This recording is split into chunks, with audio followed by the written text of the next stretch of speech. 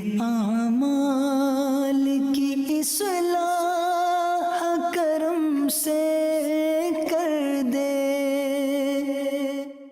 الحمدللہ رب العالمین والصلاة والسلام على سید المرسلین اما بعد فاعوذ باللہ من الشیطان الرجیم بسم اللہ الرحمن الرحیم۔ پڑھیے الصلاة والسلام علیک یا رسول اللہ وعلى آلک واصحابک یا حبیب اللہ۔ الصلاة والسلام علیک یا نبی اللہ وعلی آلک واصحابک یا نور اللہ۔ درود پاک پڑھنے کے بے شمار فضائل و برکات ہیں، بہت سارے فضائل درود پاک کے احادیث کے ذریعے اور بزرگان دین کے واقعات کے ذریعے ہمیں سننے کو ملتے ہیں، مگر آج جو حدیث پاک ہم سنیں گے اس میں ہمیں یہ احساس ہوگا کہ درود پاک پڑھنا تو باکمال کام ہے، بڑی سعادت ہے، بڑی روحانیت ہے، لیکن اگر درود پاک پڑھا نہ جائے، درود پاک زندگی میں شامل نہ ہو، اور بالخصوص جب سرکار دو عالم صلی اللہ تعالی علیہ وآلہ وسلم کا نام مبارک سنا جائے، ان کا نام لیا جائے، اور اگر اس وقت بھی درود پاک نہ پڑھا جائے تو یہ کتنی بڑی محرومی بھی ہے اور کتنی بڑی اس میں وعید یعنی اس کی سزا بھی ہے۔ ایک بار پیارے آقا علیہ الصلوۃ والسلام منبر اقدس پر جلوہ فرما ہوئے، اور جب پہلی سیڑھی پر قدم رکھا میرے آقا نے فرمایا آمین، اگلی سیڑھی پر قدم رکھا نبی پاک نے فرمایا آمین، پھر اس کے بعد تیسری سیڑھی پر قدم رکھا میرے آقا نے ارشاد فرمایا آمین۔ اچھا، صحابہ کرام علیہم رضوان کا ایک انداز بڑا نرالا تھا، جب وہ کوئی ان یوزول چیز دیکھتے تھے نا، غیر معمولی چیز دیکھتے تو سوال کر لیا کرتے تھے، اور صحابہ کرام علیہ رضوان کے ان سوالات سے امت کا بڑا بھلا ہو گیا، ہمیں ایسی ایسی باتیں پتہ چل گئی کہ سبحان اللہ۔ اب جب صحابہ کرام علیہ رضوان نے دیکھا کہ نبی پاک نے ہر قدم پر آمین فرمایا تو عرض کی حضور ارشاد فرمائیے، یہ آپ نے آج منبر کی سیڑھیوں پر جو آپ قدم رکھتے چلے گئے، آپ نے آمین ارشاد فرمایا، اس کی وجہ کیا ہے، اس کا ریزن کیا ہے؟ تو نبی پاک صلی اللہ علیہ وسلم نے جو ارشاد فرمایا اس کا خلاصہ اور مضمون یہ ہے کہ میرے پاس جبریل امین حاضر ہوئے، جب میں نے پہلی سیڑھی پر قدم رکھا، جو میں نے آمین کہا تو اس میں جبریل امین نے یہ دعا کی کہ یا اللہ عز و جل، جو رمضان کو پالے اور اپنی مغفرت نہ کروا سکے وہ ہلاک ہو جائے، اس کی ناک خاک آلود ہو جائے، گویا وہ برباد ہو جائے۔ آقا فرماتے میں نے جبریل امین کی اس دعا پر آمین کہی، پھر دوسری سیڑھی پر قدم رکھا تو جبریل امین نے دعا کی کہ یا اللہ عز و جل، اس شخص کی ناک خاک آلود ہو، وہ برباد ہو جائے جو اپنے ماں باپ کو بڑھاپے کی حالت میں پائے اور ان کے ساتھ وہ اچھا سلوک نہ کرے، یعنی ماں باپ کی خدمت اسے جنت میں نہ پہنچا دے، وہ برباد ہو جائے۔ آقا فرماتے میں نے اس دعا پر آمین فرمائی، تیسری سیڑھی پر قدم رکھا، جبریل امین نے دعا کی کہ یا اللہ، وہ شخص بھی برباد ہو، اس کی ناک خاک آلود ہو کہ جس کے سامنے سرور کائنات صلی اللہ تعالی علیہ وآلہ وسلم کا ذکر کیا جائے اور وہ نبی پاک پر درود نہ پڑھے، وہ بھی برباد ہلاک ہو جائے، اس کی ناک خاک آلود ہو جائے۔ نبی پاک فرماتے میں نے اس پر بھی آمین کہا۔ ذرا غور کیجئے میٹھے اسلامی بھائیوں، یہ تینوں دعائیں کس درجے کی دعائیں ہیں؟ یہ دعا کرنے والے فرشتوں کے سردار ہیں، جبریل امین ہیں، اور دعا پر آمین کہنے والے جناب رحمت للعالمین صلی اللہ تعالی علیہ وسلم ہیں۔ اٹ مینز، اس کا مطلب کیا ہوا کہ یہ دعا تو کسی صورت بھی قبول ہونی ہے، کوئی شک اور شبے کی گنجائش نہیں ہے۔ تو ہم ان تین باتوں کو یاد رکھنا ہے۔ اگر ہم یہ کہیں تو شاید غلط نہیں ہوگا کہ ہم میں سے بہت سارے وہ ہیں جو ان تینوں صورتوں سے گزرتے ضرور ہیں۔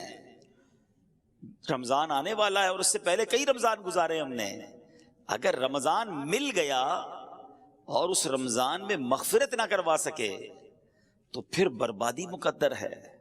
اتنی بڑی نعمت ملی اور پھر بھی نہ بخشوا سکے اپنے آپ کو، اللہ کو راضی نہ کر سکے، تو وہ شخص برباد ہو جائے گا۔ کئیوں کے پاس ماں باپ کی نعمت ہے، ماں باپ بزرگ ہیں، بوڑھے ہیں، اگر ان کو ایسا راضی نہ کیا، ان کی ایسی خدمت نہ کی کہ اللہ راضی ہو جائے، تو وہ شخص بھی برباد ہو جائے گا۔ مگر یہاں آج بوڑھے ماں باپ کے لیے ٹائم کس کے پاس ہے؟ آج بوڑھے ماں باپ کی خدمت کرنے کے لیے کون تیار ہے؟ بالخصوص یورپی ممالک میں، مغربی ممالک میں جو عاشقان رسول ہیں، جو خوش نصیب ہیں جن کے والدین زندہ ہیں، پلیز خدا کے واسطے اپنے والدین کی دعائیں لیجئے، انہیں ناراض نہ کیجئے۔ والدین وہ نعمت ہیں کہ اگر یہ راضی ہو جائیں تو رب راضی ہو جاتا ہے، اور یہ ناراض ہو جائیں تو رب ناراض ہو جاتا ہے۔ ہمیں ان کو راضی رکھنا ہے، شریعت کے دائرے میں رہ کر ان کی ہر بات ماننی ہے، ان کی خدمت کرنی ہے۔ اور جو تیسری بات کہ درود پاک کتنا امپورٹنٹ ہے، کتنا ضروری ہے اپنی زندگی میں شامل کرنا، اور خاص طور پر جب پیارے آقا علیہ الصلوۃ والسلام کا نام مبارک ہمارے سامنے لیا جائے، اس وقت درود پڑھنا یہ کتنا لازم ہے کہ جو نہیں پڑھتا تو فرمایا اس کی ناک خاک آلود ہو، وہ برباد ہو جائے۔ یہاں علماء نے ایک بڑا پیارا پروسیجر، بڑا پیارا ایک ہمیں طریقہ بتایا کہ اگر پورے دن میں ہم محفلوں میں جاتے ہیں، اجتماع میں آتے ہیں، اپنی گفتگو کے دوران بھی نبی پاک صلی اللہ تعالی علیہ وآلہ وسلم کا نام ہم لیتے ہیں، تو اگر پورے دن میں کہیں درود پڑھنا رہ گیا ہے تو بندہ اپنی پورے دن کی روٹین میں ایک پرٹیکولر تعداد، ایک مقررہ درود پاک کی تعداد مقرر کر لے کہ مثال کے طور پہ میں 100 بار 200 بار، اللہ نصیب کرے تو 313 بار یا اس سے زیادہ بار درود پاک پڑھوں گا، تو علماء کہتے ہیں کہ وہ جو درود پاک دن میں ایک بار وہ پڑھ لے گا نا، پورے دن میں جہاں جہاں درود پاک پڑھنا تھا نہیں پڑھ سکا، تو یہ اس کا آلٹرنیٹ، اس کا قائم مقام ہو جائے گا۔ تو انشاءاللہ میں بھی نیت کروں اور آپ بھی نیت کر لیں۔ ہمارا ایک نیک عمل بھی تو ہے نا، ہمارے اصلاح اعمال جو 72 ہیں نیک اعمال، اس میں ایک عمل کیا ہے کہ روزانہ کم از کم 313 بار درود پاک پڑھنا ہے۔ تو میں بھی نیت کروں، آپ بھی کریں کہ اب تو ماہ رمضان آنے والا ہے کہ انشاءاللہ روزانہ کثرت کے ساتھ درود پاک پڑھیں گے۔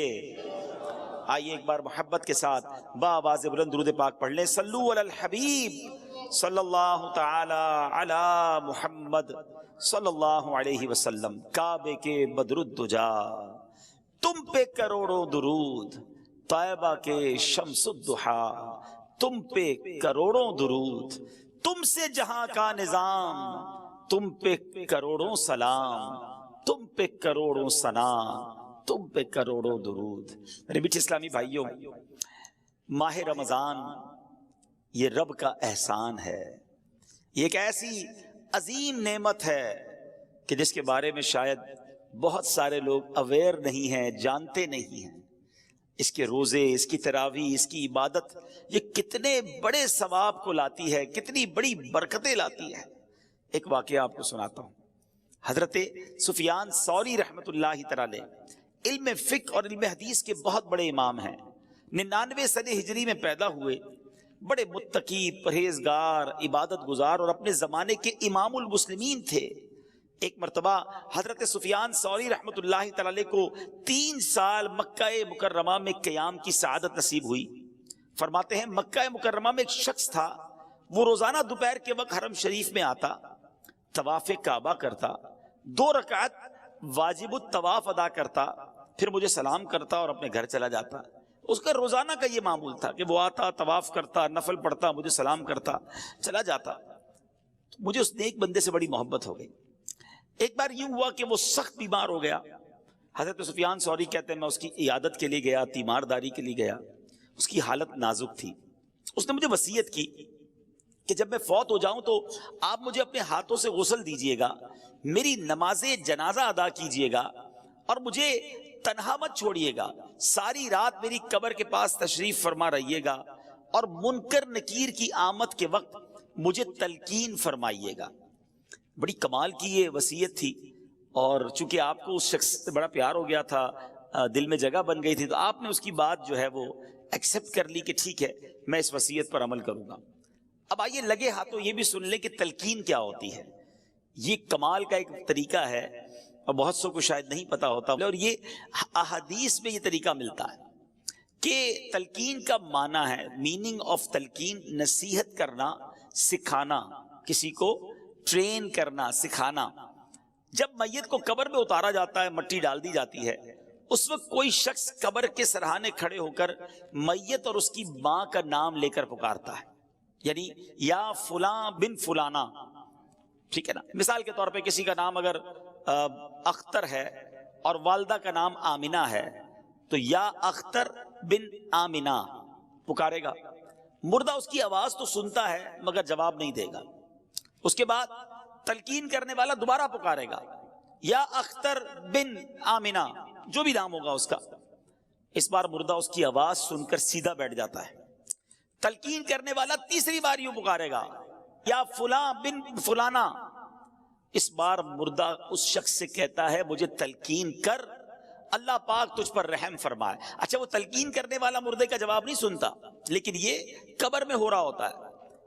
اب تلقین کرنے والا کہتا ہے اذکر ما خرجت علیہ من الدنیا، یاد کر دنیا سے کس حال میں گیا تھا.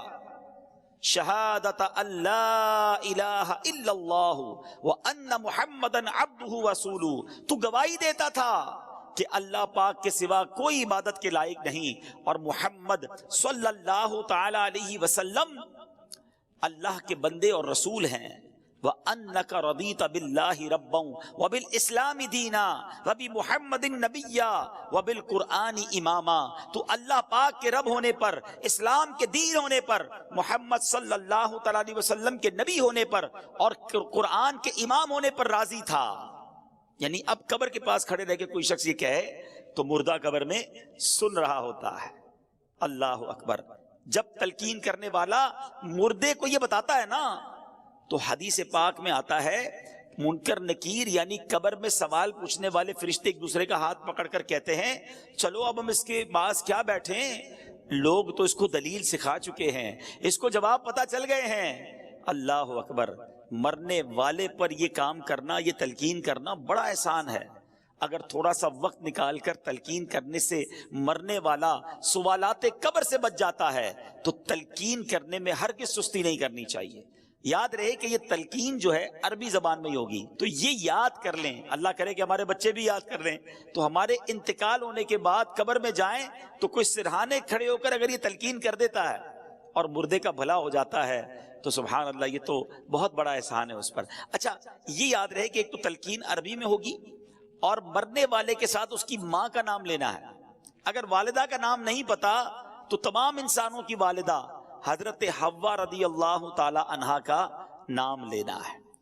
اب حضرت سفیان ثوری فرماتے ہیں کہ اس نیک شخص نے مجھے جیسے وصیت کی تھی میں نے ایسے ہی کیا. اس کا انتقال ہوا، میں نے غسل دیا، میں نے نماز جنازہ ادا کی، قبر میں اتارا. اس نے وصیت کی تھی کہ اپنے ہاتھوں سے آپ نے قبر میں اتار کر رات وہیں رہنا ہے. میں قبر کے پاس بیٹھ گیا، ذکر و اذکار چلتے رہے. کہتے رات جب سب لوگ چلے گئے تو میں نے اس کو، مجھے اونگ آ گئی، نیند آ گئی. حالت نیند میں مجھے غیبی آواز آئی، کوئی کہہ رہا تھا اے سفیان، اس کو تیری تلقین اور قربت کی کوئی حاجت نہیں ہے، ہم نے خود ہی سے انس دے دیا ہے، خود ہی سبحان اللہ اللہ کی طرف سے اس پر برکتیں نازل ہو گئی ہیں اور تلقین بھی کی ہے. حضرت سفیان کہتے ہیں کہ اس کو کس عمل سے یہ رتبہ ملا، اتنا بڑا مقام اسے کیسے ملا؟ تو آواز آئی رمضان المبارک اور اس کے بعد شوال المکرم کے 6 روزے رکھنے سے.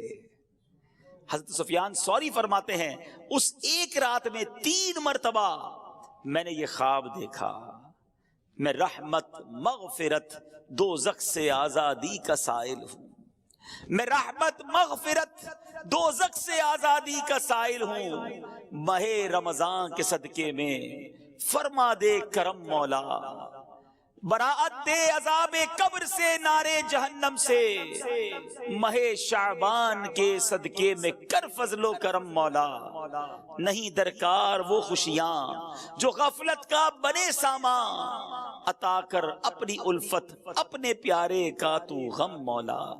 اے میرے میٹھے اسلامی بھائیوں، سب کو، آپ سب کو مبارک ہو کہ اللہ پاک کے کرم سے، اس کے فضل اور احسان سے ایک بار پھر رمضان مبارک تشریف لا رہا ہے. ابھی چند دن بعد ایک شام آئے گی جب نگاہیں آسمان کی طرف لگی ہوئی ہوں گی، چاند دیکھنے کی کوشش کی جا رہی ہوگی، ایک طرف سے آواز آئے گی دیکھو وہ رمضان کا چاند نظر آ گیا. اس کے ساتھ ہی مساجد سے یہ اعلان ہونے لگیں گے سب عاشقان رسول کو مبارک ہو، عظمتوں، رفعتوں، برکتوں، مغفرتوں والے مہینے رمضان المبارک کا چاند نظر آ گیا انشاءاللہ اللہ نے چاہا جلد یہ اعلان سنیں گے انشاءاللہ۔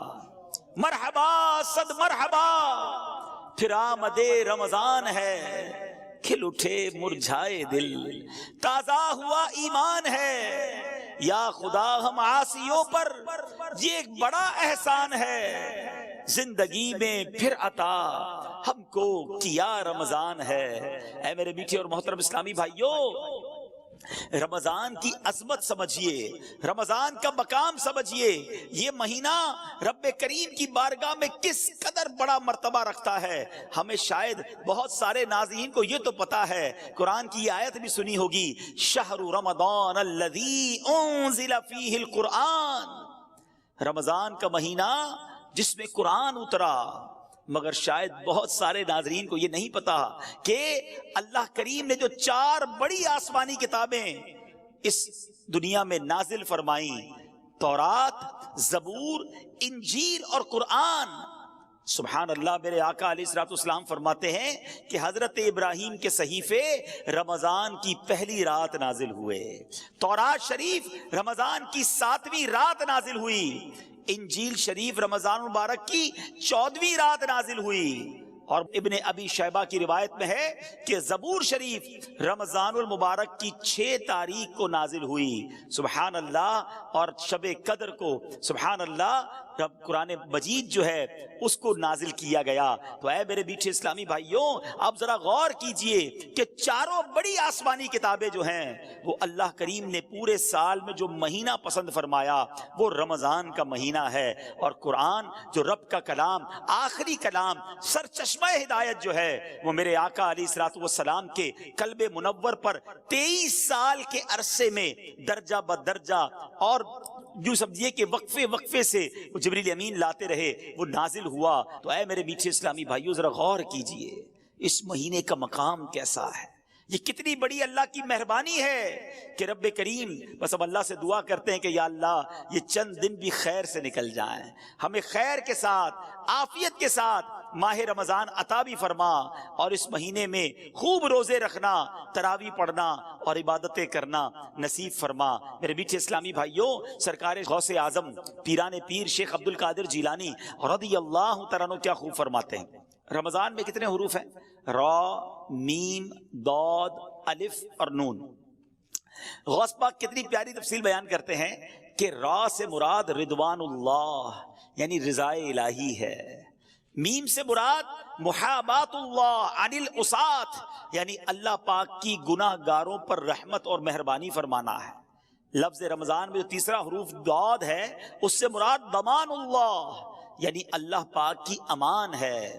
چوتھا لفظ الف ہے، اس سے مراد الفت اللہ محبت الہی ہے۔ آخری لفظ نون، اس سے مراد نور اللہ۔ سبحان اللہ، اس سے پتا چلا کہ رمضان مبارک اللہ پاک کی رضا ملنے کا مہینہ ہے، گناہ گاروں پر رحمتیں برسانے کا مہینہ ہے، اللہ کی طرف سے امان ملنے کا مہینہ ہے، اللہ پاک کی محبت نصیب ہونے کا مہینہ ہے، اور سنو رمضان نور الہی ملنے کا مہینہ ہے۔ اتنی برکتیں ہیں، سبحان اللہ۔ اے میرے میٹھے اسلامی بھائیوں، حضور غوث پاک مزید کیا فرماتے ہیں؟ فرماتے رمضان کی مثال سینے میں دل جیسی ہے۔ ذرا غور کیجئے کہ پورے جسم کی موسٹ امپورٹنٹ تھنگ جو ہے وہ دل ہے۔ فرمایا رمضان کی مثال سینے میں دل جیسی ہے، دل کو نور ایمان اور نور معرفت سے زینت و خوبصورتی ملتی ہے، اسی طرح رمضان مبارک کو تلاوت قرآن کے نور سے آراستہ اور مزین کیا جاتا ہے۔ کیا پیاری بات فرماتے ہیں کہ رمضان کی مثال انسانوں میں انبیاء جیسی ہے، جیسے لوگوں میں نبیوں کا مرتبہ ہے نا۔ فرمایا عام مہینوں میں رمضان کی مثال جس طرح انسانوں میں انبیاء جیسی ہے۔ فرمایا کیونکہ انبیاء مجرموں کی شفاعت کرتے ہیں، رمضان بھی روزہ داروں کی شفاعت فرمائے گا۔ اچھا آگے فرماتے ہیں رمضان کی مثال شہروں میں، پوری دنیا میں کتنے شہر ہیں مگر مکہ مدینے کی بات ہی نہیں ڈالی ہے نا۔ غوث پاک کہتے ہیں رمضان کی مثال شہروں میں مکہ اور مدینہ جیسی ہیں کہ ان شہروں میں دجال داخل نہیں ہو سکے گا، اور رمضان مبارک میں سرکش شیطانوں کو زنجیریں ڈال کر قید کر دیا جاتا ہے۔ فرمایا ان تمام برکتوں اور فضیلتوں کے ہوتے ہوئے بھی جو شخص رمضان المبارک میں اپنی بخشش نہ کروا سکے تو اور کس مہینے میں بخشا جائے گا؟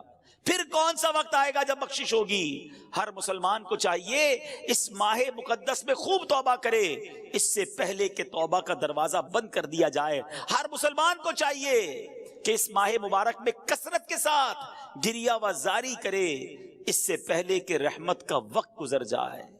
بھائیوں بہنوں، گناہوں سے سبھی توبہ کرو، خلد کے در کھل گئے، داخلہ آسان ہے، آ گیا رمضان، عبادت پر کمر اب باندھ لو، فیض لے لو جلد، یہ دن 30 کا مہمان ہے۔ یہ موقع آ رہا ہے، یہ وقت آ رہا ہے اللہ کو راضی کرنے کا، یہ وقت ہمیں مل رہا ہے رحمتیں لوٹنے کا۔ اے میرے میٹھے اسلامی بھائیوں، آئیے کچھ احادیث کے مطابق مزید ماہ رمضان کے فضائل سنتے ہیں۔ دیکھیں رمضان کی پہلی رات، بہت امید ہے کہ چند دنوں میں انشاءاللہ وہ پہلی رات آ جائے گی۔ وہ پہلی رات بھی بڑی اہمیت والی ہے۔ اس پہلی رات جب آتی ہے، آسمانوں کے دروازے کھول دیے جاتے ہیں اور آخری رات تک بند نہیں ہوتے۔ جو بندہ ماہ رمضان کی رات میں نماز پڑھتا ہے، اللہ عز و جل اس کے ہر سجدے کے بدلے اس کے لیے 1500 نیکیاں لکھتا ہے، اور اس کے لیے جنت میں سرخ یاقوت کا گھر بناتا ہے۔ اے تراویحاں پڑھنے والوں تمہیں مبارک ہو، اے نمازیں پڑھنے والوں تمہیں مبارک ہو، اے رات میں عبادت کرنے والوں تمہیں مبارک ہو۔ ہر سجدے پر 1500 نیکیاں ہیں اور سرخ یاقوت کا گھر مل رہا ہے۔ جو ماہ رمضان کا پہلا روزہ رکھتا ہے، ابھی تو سٹارٹ ہوتے ہی دیکھو ہیں، پہلے دن اور پہلی رات سے ہی برکتوں کا کیسا حال ہے۔ فرمایا جو پہلا روزہ رکھتا ہے اس کے پچھلے گناہ معاف کر دیے جاتے ہیں۔ صبح سے شام تک 70,000 فرشتے اس کے لیے دعائیں مغفرت کرتے رہتے ہیں۔ رات اور دن میں جو بندہ جب بھی سجدہ کرتا ہے، اس کے ہر سجدے کے بدلے اسے جنت میں ایک ایسا درخت عطا کیا جاتا ہے کہ اس کے سائے میں گھوڑ سوار جو ہے وہ 500 سال تک چلتا رہے۔ اتنا بڑا درخت جنت میں دیا جائے گا۔ ہر سجدے کے بدلے نوافل پڑھنے والے، نمازیں پڑھنے والے، اوابین پڑھنے والے، تہجد پڑھنے والے، تراویح پڑھنے والے، ان سب کو مبارک ہو۔ آئیے میٹھے اسلامی بھائیوں، میں بھی نیت کروں، آپ بھی نیت کریں کہ رمضان کے پورے روزے رکھیں گے، رمضان کی جتنی نمازیں انشاءاللہ پڑھیں گے اس میں ساری سنتیں، سارے نوافل بھی پڑھیں گے، انشاءاللہ پوری تراویح پڑھیں گے، خوب تلاوت قرآن کریں گے۔ دیکھیں نا کاروباری لوگوں کا حال کیا ہوتا ہے، جو بزنس مین ہوتے ہیں، ہر بزنس کا ایک سیزن آتا ہے۔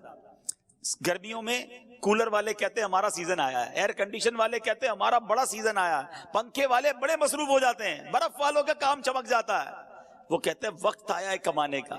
سردیاں آتی ہیں تو کمبل والے، ہیٹر والے، بہت سارے ایسے کام ہیں جو سردیوں میں چلتے ہیں۔ شادیاں آتی ہیں تو شادیوں کا سیزن آتا ہے تو کپڑے والوں کا سیزن چل پڑتا ہے۔ آج کل کئی علاقوں میں فصل کی کٹائی ہو رہی ہے تو کئی تہوار ان علاقوں میں فصل کی کٹائی کے ساتھ جڑے ہوئے ہوتے ہیں کہ جناب فصل کٹے گی تو پھر شادی بھی کریں گے، اب جناب موٹر سائیکل بھی لیں گے۔ یعنی کئی کاروبار کے سیزن آتے ہیں اور اس میں لوگ بھرپور طریقے سے کوشش کرتے ہیں کہ زیادہ سے زیادہ کام کریں تاکہ مال کما لیں۔ سچی بات یہ ہے کہ اے گناہگاروں، تمہارے لیے رحمتوں کا سیزن آ گیا ہے، برکتوں کا سیزن آ گیا ہے، مغفرتیں لوٹنے کا سیزن آ گیا ہے، نیکیوں کا ریٹ بڑھا دیا گیا ہے، اجر بڑھا دیا گیا۔ نفل کا ثواب فرض کے برابر، فرض کا ثواب 70 گنا کر دیا گیا۔ میرا اور آپ کا جو خطرناک ترین دشمن ہے شیطان، اسے قید کر دیا گیا۔ کتنا آسان کر دیا گیا عبادت کرنا۔ ہے میرے میٹھے اسلامی بھائیوں، اب دیکھنا یہ ہے کہ ہم اس رمضان کی تیاری کیسی کر رہے ہیں، پریپریشن کیا ہو رہی ہے۔ یہ مہمان آ رہا ہے، آپ کے گھر میں مہمان آتا ہے، آپ تیاری کرتے ہیں۔ اچھا، جیسا مہمان ویسی تیاری کرتے ہیں، ٹھیک ہے نا۔ جتنا قریبی مہمان ہوتا ہے اس کے لیے زیادہ تیاری ہوتی ہے، لیکن رمضان کے لیے کوئی تیاری ہے؟ ذرا سوچئے۔ اچھا، رمضان کے لیے تیاری نہیں ہوتی ہے لیکن عید کے لیے تیاری ہوتی ہے، جو پورا رمضان گزار کر ایک دن کے لیے آتی ہے۔ بلکہ کچھ لوگ تو رمضان میں عید ہی کی تیاری کر رہے ہوتے ہیں، کپڑے کون سے لینے ہیں، اس دن کیا بنانا ہے۔ بدقسمتی سے ایسا بھی سننے کو ملتا ہے کہ یار کل ذرا عید کی تیاری کے لیے مارکیٹ میں جانے سے روزہ نہیں رکھیں گے، بڑا رش ہوگا. استغفر اللہ. جس رمضان کے صدقے عید ملی اس کی تیاری ہو رہی ہے، مگر جو رمضان اللہ کی طرف سے ہماری بخشش کروانے آیا ہے اس کی تیاری نہیں ہے. رمضان کی اہمیت سمجھنے کے لیے یہی حدیث کافی ہے کہ اللہ کے حبیب صلی اللہ تعالی علیہ وسلم فرماتے ہیں کہ اس کا مضمون ہے، اگر میری امت کو پتا ہوتا کہ رمضان کیا ہے تو میری امت تمنا کرتی کہ سارا سال ہی رمضان ہوتا. اللہ اکبر. اے میرے بیچ اسلامی بھائیو، مولا علی شیر خدا کرم اللہ تعالی وجہ کریم کیا کمال کی بات فرماتے ہیں، جس کا مضمون ہے کہ اگر اللہ کو اس امت کو عذاب دینا ہوتا تو اللہ کریم اس امت کو رمضان اور سورہ اخلاص نہ عطا فرماتا. یہ آیا اسی لیے ہے کہ میں اور آپ بخشے جائیں، ہماری بخشش کر دی جائے، ہمارے گناہ معاف کر دیے جائیں. دیکھیں نا، سارا سال میں اور آپ دعا کرتے ہیں یا اللہ سن لے، کرم فرما، ہم پر رحمت فرما، توبہ قبول کر لے، مغفرت فرما دے. یہ ایک بندے کی رب کی بارگاہ میں التجا ہوتی ہے نا. مگر رمضان میں معاملہ کیا ہوتا ہے کہ رمضان کی راتوں میں آسمان دنیا سے ندا دی جاتی ہے، رحمت کی صدا ہوتی ہے کوئی مانگنے والا کہ اس کی مغفرت کر دی جائے، ہے کوئی توبہ کرنے والا اس کی توبہ قبول کی جائے، ہے کوئی سوالی کہ اس کا سوال پورا کیا جائے. ادھر سے صدائیں لگائی جا رہی ہیں. پہلا عشرہ عشرہ رحمت، دوسرا عشرہ عشرہ مغفرت، تیسرا عشرہ جہنم سے آزادی کا عشرہ ہے. میرے میٹھے اسلامی بھائیو ذرا غور کیجئے کہ رمضان میں مغفرتیں کتنی ہوتی ہیں.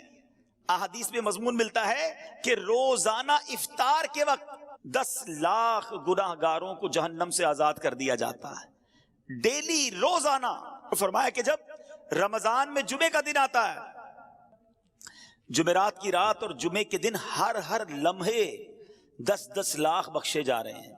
اور پھر فرمایا جب رمضان کی آخری رات آتی ہے نا تو جتنے پورے مہینے میں بخشے تھے اس کی تعداد کے مطابق اتنے گناہگار اور جہنم سے آزاد کر دیے جاتے ہیں. ہمارے کیلکولیٹر جواب دے جائیں گے، اتنے لوگ بخشے جاتے ہیں. اس میں بھی چند بد نصیب ہوتے ہیں جو نہیں بخشے جاتے. اور اس کے بارے میں آپ نے سن لیا شروع میں کہ جو رمضان کو پائے اور اپنی مغفرت نہ کروا سکے وہ ہلاک و برباد ہو جائے. اے میرے بیچ اسلامی بھائیوں، ہمیں پلاننگ کرنی ہے، ہمیں تیاری کرنی ہے کہ رمضان گزارنا کیسے ہے. آج گھر میں دعوت ہو تو کتنی بار گھر میں مشورہ ہوتا ہے، بڑی دعوت تو زیادہ مشورے کہ پہلے کیا کھلائیں گے، مہمانوں کو پہلے کیا پیش کریں گے، بعد میں کیا دیں گے، میٹھا کیا ہوگا، بٹھائیں گے کدھر، لسٹ کیا ہوگی. اور رمضان آ رہا ہے، اتنا بڑا مہینہ آ رہا ہے، اتنا بڑا ہمارے لیے مغفرت کروانے کے لیے رب کا احسان آ رہا ہے. اس کی کوئی تیاری، کوئی پلاننگ، کوئی مشورہ کہ کتنی بار تلاوت کروں گا، کتنے قرآن ختم کرنے ہیں، میں نے کتنے نوافل پڑھنے ہیں، میں نے کہاں کہاں اپنا وقت گزارنا ہے. الحمدللہ مدنی چینل پر جس طرح نشریات آ رہی ہیں، کون سے وقت کون سا میں نے پروگرام دیکھنا ہے، مدنی مذاکرے کے وقت کس طرح میں نے وقت نکالنا ہے. ارے ابھی سے پلاننگ کرو. اور سبحان اللہ، افطار کے وقت جو دعا مدنی چینل پر نشر کی جاتی ہے، خاص قبولیت کی گھڑیاں ہوتی ہیں، کروڑوں ہاتھ اٹھے ہوتے ہیں، نہ جانے کس کی آمین کے صدقے ہمارا بیڑا پار ہو جائے. تو ہمیں رمضان کی پلاننگ کرنی ہے. اچھا، پلاننگ ہو رہی ہوگی کچھ گھروں میں، افطاری کا سامان کون سا لینا ہے، کون سی آئٹم افطاری میں بنانی ہے، سحری میں کیا بنانا ہے. کچھ کاروباری لوگ اپنا پلان بنا رہے ہوں گے کہ اسٹور میں کون سا مال بھر لیں تاکہ جناب ریٹ بڑھ جائیں گے، پھر رمضان میں بیچیں گے. میرے میٹھے اسلامی بھائیوں، رمضان کھانے پینے کا فیسٹیول نہیں ہے. بدقسمتی سے جب ہم نکلتے ہیں نا سڑکوں پر تو بورڈ لگ جاتے ہیں. 2 قسم کے بورڈ ہوتے ہیں کہ یا تو یہ آئٹم خرید لیں کھانے پینے کی جس کی یہ اسکیم ہے، یا ہوٹل والے بورڈ لگاتے ہیں کہ بھائی ہمارے پاس افطار میں یہ آئٹمز ہوں گی، سحری میں یہ ہوگا، اتنے کا پیکج ہوگا. ایسا لگتا ہے اگر کوئی عام آدمی آئے نا باہر سے، مسلمان نہ بھی ہو، اور وہ ہمارے شہر کا یا ہمارے ملک کا چکر لگائے تو شاید اس کو ایسا لگے گا کہ مسلمانوں میں کوئی کھانے پینے کا تہوار ہو رہا ہے. ایسا لگ رہا ہے کوئی مقابلہ ہو رہا ہے کہ کیا کتنا کھانا ہے اس مہینے میں. شاید وہ یہ نہیں سمجھ سکے گا کہ یہ بھوکے رہنے کا، روزہ رکھنے کا مہینہ ہے. عام آدمی کو تو شاید یہ فیل ہوگا کہ یہ کوئی کھانے پینے کا فیسٹیول ہو رہا ہے. توبہ توبہ توبہ، ہم نے رمضان کو یوں سمجھیے ایک کھانے پینے کا تہوار اور ایک عجیب سا معاملہ بنا دیا ہے. حالانکہ میرے بیچ اسلامی بھائیوں، رمضان جو ہے نا، اس کے 2 نام ہیں. آئیے میں ان دو ناموں کے بارے میں آپ کو کچھ بتاتا ہوں تاکہ احساس ہو کہ رمضان آیا کیوں ہے اور ہم نے اس کو گزارنا کیسے ہے۔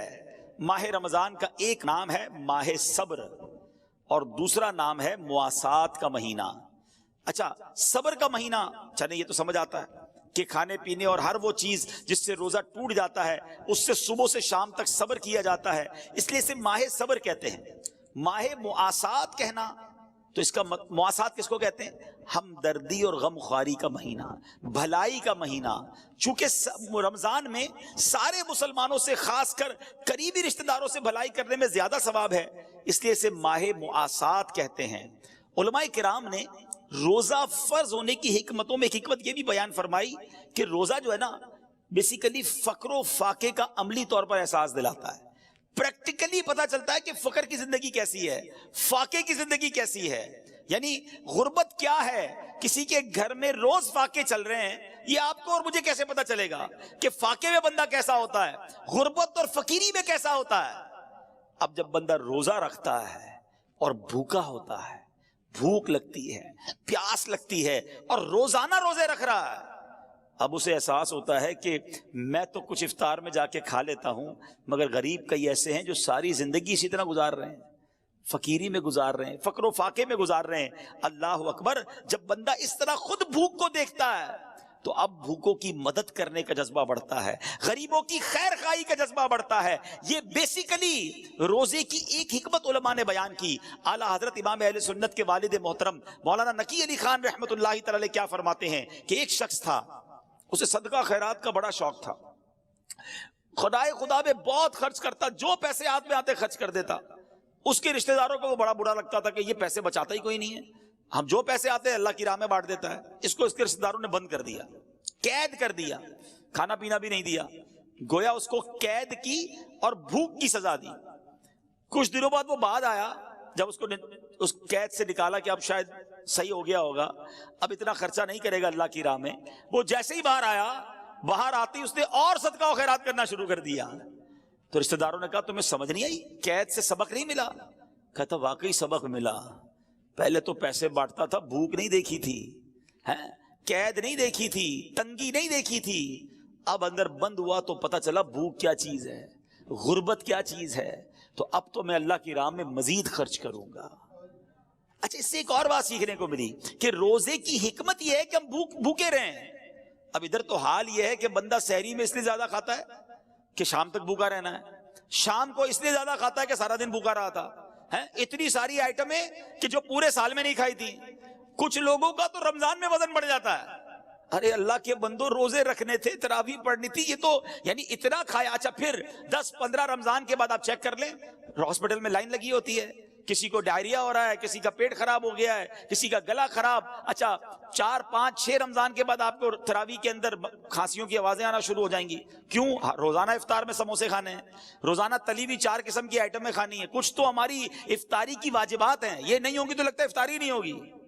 اللہ اکبر، ہم نے تو رمضان کے روزوں کو کچھ اور ہی بنا دیا، حالانکہ اس میں بھوکا رہنا مقصود تھا کہ انسان۔ اچھا آپ جب بھوکے ہوتے ہیں نا، ایک تو غربت کا اور بھوک کا احساس، دوسرا آپ نے دیکھا ہوگا کر و فر ختم ہو جاتا ہے، عاجزی آ جاتی ہے، وہ جو ٹور ہوتی ہے نا، اکڑ کے چلنا، روب جمانا، ڈانٹنا، جھڑکنا، بالکل اس کو فیل ہونے لگتا ہے کہ یار میری اوقات ہی کوئی نہیں ہے، بالکل وہ ڈھال ہو جاتا، اس کو پتا چل جاتا ہے کہ یہ میری اوقات ہے۔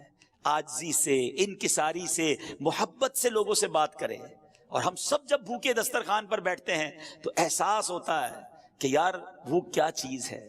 تو ہے میرے میٹھے اسلامی بھائیوں، غریبوں کی اگر غریبی کا احساس لینا ہے، بلکہ رمضان کا پراپر ایسنس لینا ہے، رمضان کا پراپر جس کو آپ کہیے کہ جو مقصود ہے وہ حاصل کرنا ہے، تو پھر انسان کو بھوکا رہنا ہے اور اس سے یہ میسج لینا ہے۔ اے میرے میٹھے اسلامی بھائیوں، اگر کوئی مالدار ہے، کہتا یار اللہ نے پیسے دیے ہیں، 10 قسم کی ڈشیں سحری میں بناؤں گا، 20 قسم کی افطاری میں بناؤں گا، ٹھیک ہے آپ کھا سکتے ہیں، جائز ہے، مگر جو جس کا کہتے ہیں نا کہ اس کی اصل حکمت ہے، آپ اس سے محروم ہو جائیں گے۔ اور اگر آپ اللہ کی رضا کے لیے سادہ رہتے ہیں، کم کھاتے ہیں، بھوکے رہتے ہیں، کم سوتے ہیں تاکہ اور عبادت کر سکیں، تو میرے میٹھے اسلامی بھائیوں اس کا مرتبہ اور ہے۔ حضرت بشر حافی رحمت اللہ تعالی کے بارے میں آتا ہے، آپ کسی جگہ سردی میں بیٹھ کر سردی سے کانپ رہے تھے، اچھا 5 گرم کپڑے بھی پڑے تھے. تو کسی نے کہا حضرت اتنی سردی ہے, سردی میں کانپ رہے کپڑے بھی پڑے ہیں آپ کے پاس, پہن لیں اس کو, سردی سے بچ جائیں گے. کیا کمال کا جواب دیا. فرمایا پورے شہر میں سردی ہے, بہت سارے غریب ہیں جن کے پاس گرم کپڑے نہیں ہیں, اور میرے پاس اتنے پیسے بھی نہیں کہ سب کو گرم کپڑے پہنا دوں. کم از کم خود سردی میں رہ کر ان کی سردی کا احساس تو کر سکتا ہوں, غریبوں کے ساتھ اظہار یکجہتی تو کر سکتا ہوں. اب یہ اللہ والوں کا انداز ہے. مگر ادھر تو حال یہ ہے کہ غریب کی غربت کا مذاق اڑایا جاتا ہے, اس کو دکھا دکھا کے ایسے کام کیے جاتے ہیں جس سے اس کے دل پر اور افسوس طاری ہو جائے. ایک تو یہ سوشل میڈیا نے جو بیڑا غرق کیا ہے. اب تو حال یہ کہ افطار میں کیا پکا ہے, پہلے اس کی تصویر جائے گی پھر افطار ہوگا. پتہ چلے آج ہمارے گھر میں کیسی افطاری بنی ہے, کون سے ہوٹل میں سحری کی ہے, کون سی جگہ پر افطاری کی ہے. دنیا بھر کو بتانا ہے تاکہ جس کے پاس پیسے نہیں ہیں وہ بھی تکلیف میں مبتلا ہو جائے. نہیں میرے میٹھے اسلامی بھائیوں, اگر اللہ نے آپ کو کوئی نعمت دی ہے تو اس کا مطلب یہ نہیں کہ لوگوں کو تکلیف دیں, لوگوں کو وہ نعمتوں کو دکھا کر ان کے دلوں میں رنج طاری کریں. یہاں تک لکھا گیا کتابوں میں کہ اپنے گھر میں اچھا کھانا بناؤ تو تھوڑا زیادہ بناؤ تاکہ پڑوسیوں کو دو, اور اگر نہیں دینا تو پھر ان کے سامنے اس کو ظاہر بھی نہ کرو. بڑے بڑے برگر, پیزا اور پتہ نہیں کیا کیا گھر پہ منگواتے ہیں, اور اس کے باکسز گھر کے باہر پڑے ہوتے ہیں. برابر والے کا بچہ غریب ہے, والد کو کہتا ہے ابو دیکھو پڑوس میں یہ آیا, ہمیں بھی یہ کھانا ہے. وہ والد کہاں سے کھلائے گا, اس کے پاس پیسے ہی نہیں ہیں. یا تو ساتھ دے غریبوں کا, اگر نہیں دے سکتے تو ان پر اور تکلیف طاری نہ کر دیں. اللہ کرے کہ یہ بات سمجھ میں آ جائے. یہ اپنی نعمتوں کا اظہار کر کے ایک بڑا نقصان پتہ ہے کیا کرتے ہیں, اس سے آپ حسد میں مبتلا, لوگ آپ سے حسد میں مبتلا ہو جاتے ہیں. نظریں لگ جاتی ہیں لوگوں کی. ہر بات اللہ نے دی ہے نا آپ کو, آپ استعمال کریں, اللہ کا شکر ادا کریں. ضروری ہے ہر نعمت لوگوں کو بتانا ہے؟ پھر کہتے پتہ نہیں کوئی عمل ہو گیا ہے, کوئی نظر لگ گئی ہے. ارے بھائی تم نے کون سی چیز جو تمہارے پاس ہے سب تم نے سوشل میڈیا پہ ڈال دی ہے. آج نیا فون خریدا ہے, آج نئی گاڑی خریدی ہے, آج میں نے یہ والی کرسی خریدی ہے, تو یہ والی گھڑی خریدی ہے. کیوں بتانا ہے سب کو؟ بھائی پتا بھی تو چلے نا کتنا پیسہ ہے. تو پھر بھگتے ہیں, پھر یہ معاملات ہوں گے. یہ روایتوں کا مضمون ہے کہ اپنی نعمتوں کا اظہار کر کے اپنے اوپر لوگوں کے حسد کروانے سے بچو. اگر اللہ نے دیا ہے یا تو سادہ رہیں یا پھر لوگوں کی مدد کریں, اور اگر نہیں کر سکتے تو یہ دکھلاوا بند کر دیں. تو بہرحال میرے بیچ اسلامی بھائیوں, یہ کم کھانا جو ہے نا, یہ نعمت پتہ ہے کتنی بڑی ہے. سبحان اللہ, کہ گلا سوکھتا ہے نا جب پیاس سے, بھوک اور پیاس کا خوب احساس ہونا یہ روزے کے مقاصد سے ہے. تو میرے بیچ اسلامی بھائیوں, اگر روزے کا اصل مقصد ہی فوت ہو جائے گا, ساتھ ہی کھانے سے طبیعت بدمزہ ہو جائے گی, معدہ بھی خراب ہونے کا امکان ہے. تو اگر آپ واقعی 30 کے 30 روزے رکھنا چاہتے ہیں, پورا مہینہ تراویح پڑھنا چاہتے ہیں, روز تلاوت کرنا چاہتے ہیں, درود پاک پڑھنا چاہتے ہیں, افطار کے وقت آنسو بہانا چاہتے ہیں, تاک راتوں میں ساری رات مسجد میں گزارنا چاہتے ہیں, تو اس کے لیے آپ کو کم کھانا ہوگا. اس کے لیے پلان کرنا ہوگا کہ یہ مہینہ اس لیے نہیں آیا کہ میں نے کھانے پینے اور مزے اڑانے ہیں. یہ مہینہ تو اللہ کی راہ میں خرچ کرنے کے لیے آیا ہے, یہ مہینہ تو سجدے کروانے آیا ہے, یہ مہینہ تو تلاوت کرنے کے لیے آیا ہے.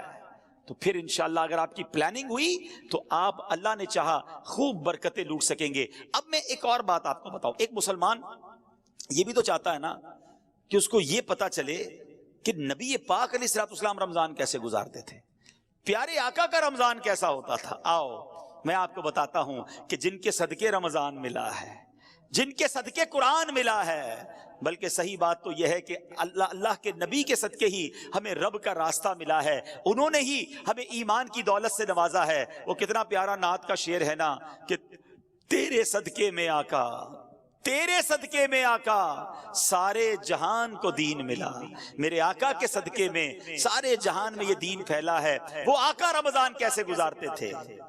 بی بی عائشہ صدیقہ رضی اللہ تعالی عنہا فرماتی ہیں کہ جب رمضان آتا تو نبی پاک کا چہرہ انور کا جو رنگ ہے نا وہ متغیر ہو جاتا, تبدیل ہو جاتا, اور میرے آقا نماز کی کثرت فرماتے, خوب دعائیں مانگتے, گویا خوف خدا نبی پاک کے چہرہ انور پر, قلب اقدس پر طاری ہو جاتا. بی بی عائشہ فرماتی ہیں کہ جب نبی پاک علیہ الصلوۃ والسلام کی بارگاہ میں رمضان آتا, احادیث کا مضمون ہے, تو جبریل امین آتے تھے اور آقا ان کے ساتھ خوب قرآن کا دور فرماتے تھے. سبحان اللہ. ایک جگہ سیدنا عبداللہ ابن عباس فرماتے ہیں جب ماہ رمضان آتا تو سرکار مدینہ علیہ الصلوۃ والسلام قیدیوں کو رہا کرتے اور ہر سائل کو عطا فرماتے تھے۔ اللہ اکبر۔ رمضان میں آپ خصوصاً بہت زیادہ سخاوت فرماتے۔ جبریل امین رمضان کی ہر رات میں ملاقات کے لیے حاضر ہوتے، رسول کریم علیہ الصلوۃ والسلام ان کے ساتھ قرآن کا دور فرماتے، اور جب بھی حضرت جبریل علیہ الصلوۃ والسلام آپ کی خدمت میں آتے تو آپ علیہ الصلوۃ والسلام تیز چلنے والی ہوا سے بھی زیادہ خیر یعنی بھلائی کے معاملے میں سخاوت فرماتے۔ ہاتھ اٹھا کر ایک ٹکڑا اے کریم ہیں سخی کے مال میں حقدار ہم۔ تو اے میرے بیچ اسلامی بھائیوں، نبی پاک کا رمضان کیسا ہوتا؟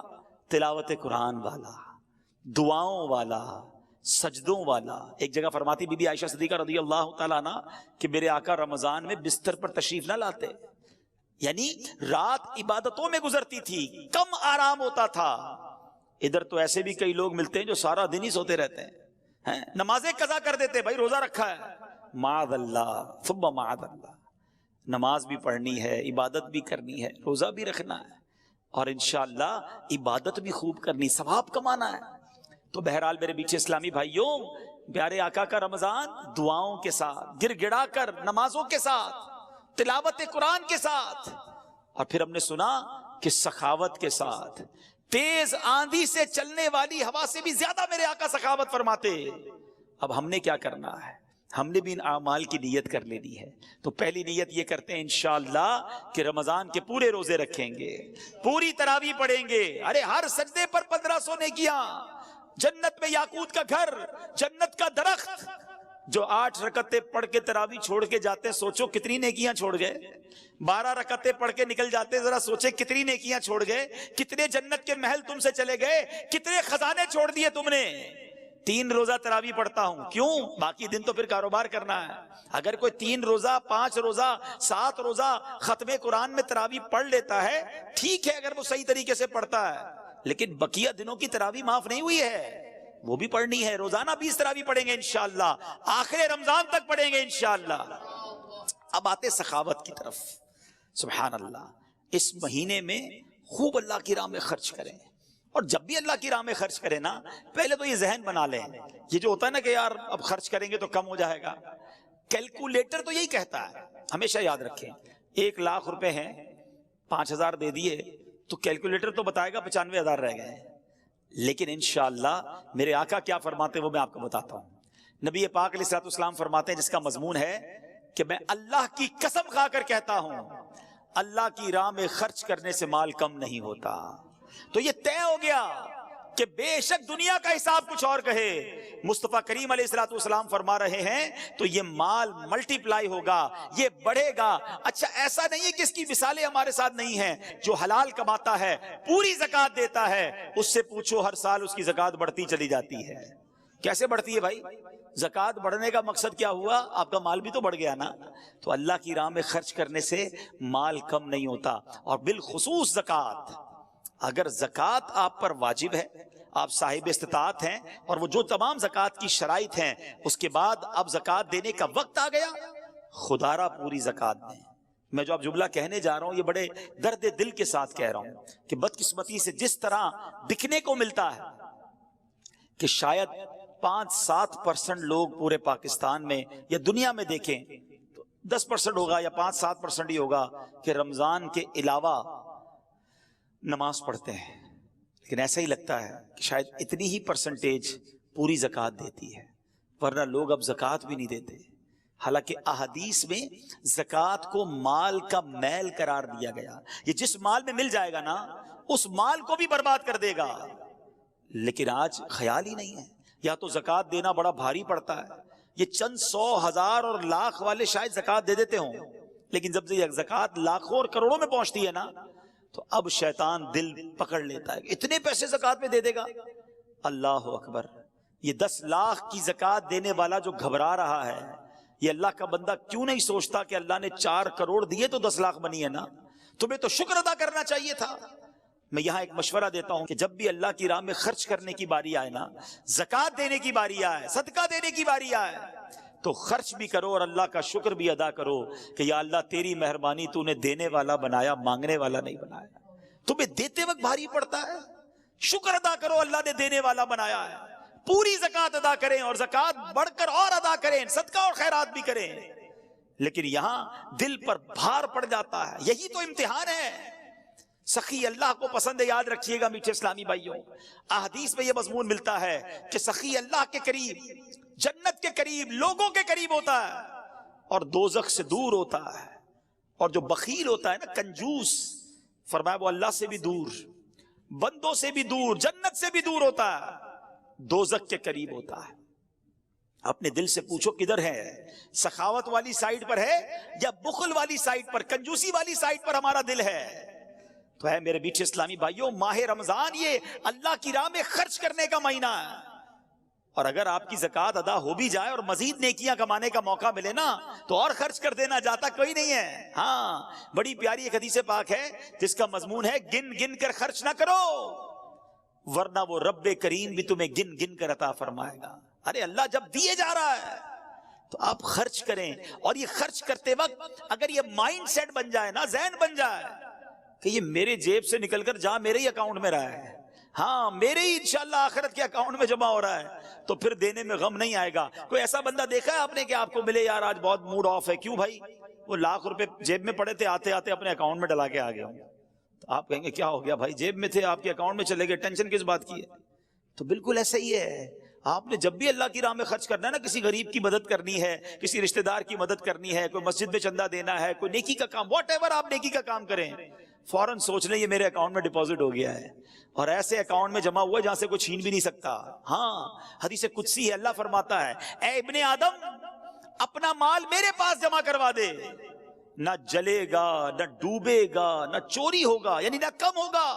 خلاصہ حدیث ہے، اور اللہ فرماتا ہے میں اس دن تجھے دوں گا جس دن تجھے نیکی کی ضرورت ہوگی۔ یاد ہے نا قیامت کا دن کتنا نفسا نفسی کا دن ہوگا؟ ایسی نفسا نفسی میں میری نیکیاں اگر ادھر ڈپازٹ ہیں، اور اللہ نے وعدہ فرمایا تجھے اس دن دوں گا جس دن تجھے نیکی کی ضرورت ہوگی۔ تو اس کا تو طریقہ یہ ہونا چاہیے کہ زکوٰۃ تو پوری دینی ہے، اس کے بعد بھی جب موقع ملے نا، یار تھوڑے پیسے ہیں یار تھوڑے اور ڈال دیتا ہوں آخرت کے اکاؤنٹ میں، تھوڑے اور جمع کروا دیتا ہوں۔ وہ نہیں کمیٹی ڈالتے ہیں لوگ، کمیٹی بی سی جس کو کہتے ہیں، یار تھوڑے تھوڑے جمع کر لو، برے وقتوں میں کام آئے گی۔ یہ شاندار کمیٹی ہے، یہ شاندار بی سی ہے۔ اللہ کی راہ میں خرچ کرتے رہا کرو، نیکی کا موقع ملے تلاش کر کے خرچ کر دیا کرو، تاکہ وہاں ملے کہ جہاں کوئی مدد کرنے والا نہیں ہوگا۔ تو اے میرے میٹھے اسلامی بھائیوں، پلیز، بڑی دکھ کی بات ہے کہ لوگ پوری زکوٰۃ ادا نہیں کر رہے، اور واقعی ایسا لگتا ہے کہ اگر ہمارے وطن کی صرف میں بات کروں نا، دنیا کی بات نہیں کرتا، چلیں ہمارے وطن میں، کیونکہ میرا صبح و شام کاروباری لوگوں سے ملنا رہتا ہے، بزنس کمیونٹی سے ملنا رہتا ہے، اگر ہمارے وطن میں لوگ پوری زکوٰۃ دے دینا تو مجھے لگتا ہے ہمارے وطن میں ایک بھی غریب باقی نہیں بچے گا۔ اتنا اللہ پاک نے لوگوں کو نوازا ہے لیکن پوری زکوٰۃ نہیں دیتے۔ تو خدارا ایسا نہ ہو یہ مال عذاب بن جائے، یہ مال کا میل مال میں مل کر تباہی لے آئے، دنیا میں بھی تباہی ہے، آخرت میں بھی تباہی ہونی ہے۔ حدیث کا مضمون ہے کہ زکوٰۃ دے کر اپنے مال کو مضبوط قلعوں میں قید کر لو، آپ کا مال سیکیور ہو جاتا ہے اور بڑھتا بھی رہتا ہے، برکت بھی ملتی ہے۔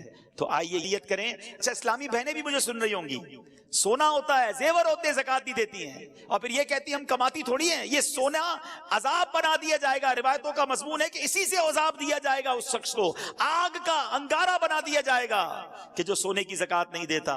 تو پلیز، اگر میری بہنیں مجھے سن رہی ہیں، اسلامی بھائی سن رہے ہیں، اللہ پاک نے نوازا ہے تو اس میں کنجوسی نہ کرو، حساب کریں، پوری کیلکولیشن کریں۔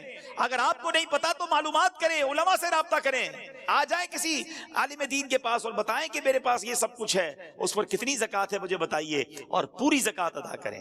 نیت کریں انشاءاللہ پوری زکوٰۃ ادا کریں گے۔ اب بتاتا ہوں کہاں ادا کریں، لیکن پہلے یہ پوری نیت کر لیں، ٹھیک ہے؟ پیچھے اگر زکوٰۃ ادا نہیں کی ہے اب تک، پچھلے سالوں کی نہیں کی، وہ بھی کرنی پڑے گی۔ یہ قرض ہے آپ پر، یاد رکھیے گا، یہ ادا کر دیں ورنہ اس کا جواب بند نہیں پڑے گا۔ تو بہرحال میرے پیچھے اسلامی بھائیوں، اچھا اب زکوٰۃ جس طرح ادا کرنے سے پہلے اس کی کیلکولیشن ضروری ہے کہ کتنی بنتی ہے، اس کا پورا نصاب ہے، یہ علم سیکھنا بھی ضروری ہے۔ اور اگر آپ کو نہیں معلوم تو جیسا میں نے کہا کہ ماشاءاللہ علماء کرام دعوت اسلامی میں موجود ہیں، دارالفتہ اہل سنت موجود ہے، رابطہ کر لیں، وہ گائیڈ کر دیں گے۔ جس طرح آپ نے آفس کا حساب کتاب بنانے کے لیے اکاؤنٹنٹ رکھا ہے، ٹیکس کی رپورٹ جمع کرانے کے لیے سال میں ایک ہی بار ٹیکس جمع کراتے ہیں، خود کیوں نہیں لکھ لیتے سارا؟ کیوں وکیل کے پاس جاتے؟ نہیں یار وہ ایکسپرٹ ہے، ذرا صحیح طریقے سے حساب بنائے گا۔ تو زکوٰۃ خود ہی بنا لیں گے آپ مفتی ہیں. اگر آپ کو یہ علم نہیں ہے تو معلوم کر لیں, کسی عالم دین سے مشورہ کر لیں تاکہ آپ کی زکوٰۃ پراپر ادا ہو جائے. اچھا اب آتے ہیں کہ زکوٰۃ دینی کہاں ہے. ظاہر اس کا بھی ایک پورا پروسیجر ہے کہ جو زکوٰۃ لینے کے مستحقین ہیں اس میں پہلا حق جو ہے آپ کے اپنے غریب رشتہ داروں کا ہے. ٹھیک ہے, جو اس کی شرائط ہے زکوٰۃ کے حوالے سے, اس شرائط اگر پوری ہوتی ہیں تو پہلا حق آپ کے اپنے غریب رشتہ داروں کا ہے, ان کو دیجئے. اور اس کے بعد میں گزارش کروں گا کہ عاشقان رسول کی مدنی تحریک دعوت اسلامی جو دین متین کا عظیم الشان کام کر رہی ہے, ایسا کام کر رہی ہے میٹھے اسلامی بھائیوں جس کی نظیر, جس کی مثال پوری دنیا میں آپ تلاش کریں آپ کو شاید نہیں ملے گی. تو وہ میرے اسلامی بھائی جو مجھے سن رہے ہیں, آپ کے پیسوں کا, آپ کے ڈونیشن کا, آپ کی زکوٰۃ کا بہترین استعمال دعوت اسلامی ہے. تو اس بار ہم نے اپنے غریب رشتہ داروں کے ساتھ ساتھ اپنی دعوت اسلامی کا بھرپور ساتھ دینا ہے, جس کے اربوں روپے کے اخراجات ہیں, اور ماہ رمضان میں دل کھول کر دعوت اسلامی کو ڈونیشن دینا ہے. بلکہ ایک اور اچھی نیت کر لیتے ہیں, میں اور آپ تو جتنی ہماری حیثیت ہے اتنا ہی ڈونیشن دے سکیں گے نا, لیکن اگر ہم چاہیں تو اپنے دوست احباب کے ذریعے بہت زیادہ مدنیتیات جمع کر سکتے ہیں. تو میں بھی نیت کروں اور آپ بھی نیت کر لیں کہ انشاءاللہ اپنا ڈونیشن, اپنے مدنیتیات بھی دیں گے اور اپنے رشتہ داروں اور دوستوں سے بھی لے کر دیں گے انشاءاللہ. اللہ پاک ہم سب کو اپنی پیاری تحریک دعوت اسلامی کی خوب مدد کرنے کی توفیق عطا فرمائے اور اسے اپنی بارگاہ میں قبول بھی فرمائے. صلو علی الحبیب صلی اللہ تعالی علی محمد صلی اللہ علیہ وسلم. الحمدللہ رب العالمین والصلاة والسلام علی سید المرسلین یا ارحم الراحمین یا ارحم الراحمین یا ارحم الراحمین. یا ربنا یا ربنا یا ربنا یا ربنا یا ربنا یا اللہ یا رحمان یا رحیم یا اللہ یا رحمان یا رحیم یا اللہ یا رحمان یا رحیم. اللهم ربنا آتنا في الدنيا حسنة وفي الآخرة حسنة وقنا عذاب النار وقنا عذاب القبر وقنا عذاب الحشر وقنا حساب الميزان. اللهم أجرنا من النار اللهم أجرنا من الشيطان. اللهم إنك عفو كريم تحب العفو فاعف عنا يا كريم فاعف عنا يا غفور. يا مقلب القلوب ثبت قلبي على دينك يا مصرف القلوب صرف قلوبنا على طاعتك. اللهم إنا نسألك الأمن يوم الخوف. ربنا لا تؤاخذنا يوم القيامة إنك لا تخلف الميعاد إنك على كل شيء قدير. ربنا حاسبني حسابا يسيرا. اللهم بلغنا رمضان بالصحة وعافية. اے رب کریم تیرے گناہ گار سیاہ کار بندے ہاتھ اٹھائے شرمندہ شرمندہ تیرے دربار میں حاضر ہیں. اے رب کریم ہمارے گناہ بہت زیادہ ہیں, ہم مانتے ہیں, مگر مالک تیری رحمت کا کوئی کنارہ نہیں ہے. تیری رحمت کے آگے ہمارے گناہ کچھ بھی نہیں ہیں. اے رب کریم ہم سب کی مغفرت فرما دے, ہمارے صغیرہ گناہ بھی معاف کر دے, ہمارے کبیرہ گناہ بھی معاف کر دے, ہمارے چھپ کر کیے ہوئے گناہ بھی معاف فرما, ہمارے اعلانیہ گناہوں کو معاف فرما. اے کریم اے کریم کچھ ہی لمحوں میں کچھ ہی دنوں میں رحمتوں والا مہینہ آنے والا ہے. اے اللہ ہمیں صحت کے ساتھ عافیت کے ساتھ ماہ رمضان سے ملا دے, پورے روزے رکھنے والا بنا دے, پوری تراویح پڑھنے والا بنا دے, خوب تلاوت کرنے کا ذوق عطا فرما. تیری طاقت تیری طرف سے اگر طاقت ملی تو یہ ہوگا مولا, ورنہ ہم تو سست ہیں, ہم کاہل ہیں. اے اللہ ایسی توفیق دے دے کہ تیرے پسندیدہ بندوں جیسا رمضان ہم بھی گزارنے میں کامیاب ہو جائیں. ایک رمضان تو مولا زندگی میں ایسا گزاریں جس پہ مالک تیری بارگاہ میں خوب جی بھر کر عبادت کریں۔ اب تک کئی رمضان گزارے ہیں، ہمیں معلوم ہے غفلت میں گزارے ہیں، بلکہ ساری زندگی ہی ایسی گزار دی کہ ایک سجدہ یاد نہیں جو تیرے دربار کے شایان شان ہو، ایک نیکی ایسی معلوم نہیں جو تیرے دربار میں قبول ہوئی کہ نہیں۔ میرے مولا ہماری غفلتیں معاف کر دے، ہماری سستیاں معاف کر دے، اور اب اپنے پسندیدہ بندوں میں ہمیں شامل فرما لے۔ اے رب کریم، اے رب کریم، نہ جانے کہاں کہاں تیرے بندے اور تیری بندیاں ہاتھ اٹھائے اس دعا میں شامل ہوں گے۔ اے اللہ بیماروں کو شفا دے دے، قرض داروں کے قرضے اتر جائیں، بے اولادوں کو نیک اور صالح اولاد دے دے، جن کو اولاد دی ہے ان والدین کو اولاد کا سکھ نصیب فرما، اولاد ماں باپ کی فرما بردار بنا دے۔ اے رب کریم قرض داروں کے قرضے اتر جائیں، ہم سب کے رزق حلال میں برکت ڈال دے، رزق حرام سے ہم سب کو محفوظ فرما۔ اے اللہ کرم کر، بڑے دن ہو گئے مدینہ دیکھے مولا۔ اے اللہ، اے رب کریم جلدی جلدی مدینہ دکھا دے، ہمیں بھی کعبہ دکھا دے، رمضان مکہ مدینہ دکھا، اسی سال حج کی سعادت بھی عطا فرما۔ اے اللہ ہم سب کی جان، مال، عزت، آبرو، آل اور اولاد، دین اور ایمان کی حفاظت فرما۔ ہمیں حاسدوں کے حسد سے بچا لے، بد نظروں کی بد نظری سے بچا، شیطان کے شر سے بچا، جادو ٹونے آسیب سے بچا، زمینی اور آسمانی بلاؤں، زلزلوں، طوفانوں اور وائرسوں سے محفوظ فرما۔ اے رب کریم، اے رب کریم ہماری دعوت اسلامی کو خوب ترقیاں عطا فرما، ہمیں بھی دعوت اسلامی کا بڑھ چڑھ کر مدنی کام کرنے والا بنا دے، دعوت اسلامی کا بڑھ چڑھ کر تعاون کرنے والا بنا دے۔ امیر اہل سنت اور تمام علماء اور مشائخ اہل سنت کا سایہ ہمارے سروں پر تا دیر قائم و دائم فرما۔ اے رب کریم جو ہمارے حق میں بہتر ہے ہمیں عطا فرما دے، جو حق میں بہتر نہیں اس کا خیال بھی ہمارے دل سے نکال دے۔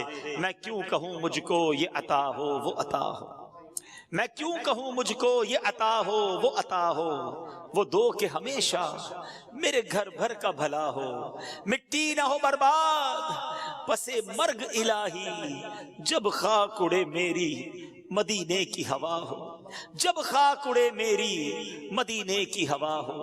ببرکت ان اللہ وملائکتہ یصلون علی النبی یا ایھا الذین آمنوا صلوا علیہ وسلموا تسلیما، صلی اللہ علی النبی الامی وآلہ صلی اللہ علیہ وسلم، صلاۃ وسلاما علیک یا سیدی یا رسول اللہ۔ اللہم ربی یسر ولا تعسر وتمم لنا بالخير يا فتاح وبك نستعين، وصلى الله تعالى على خير خلقه ونور عرشه سيدنا ومولانا محمد وآله وصحبه أجمعين برحمتك يا أرحم الراحمين۔ میرے اعمال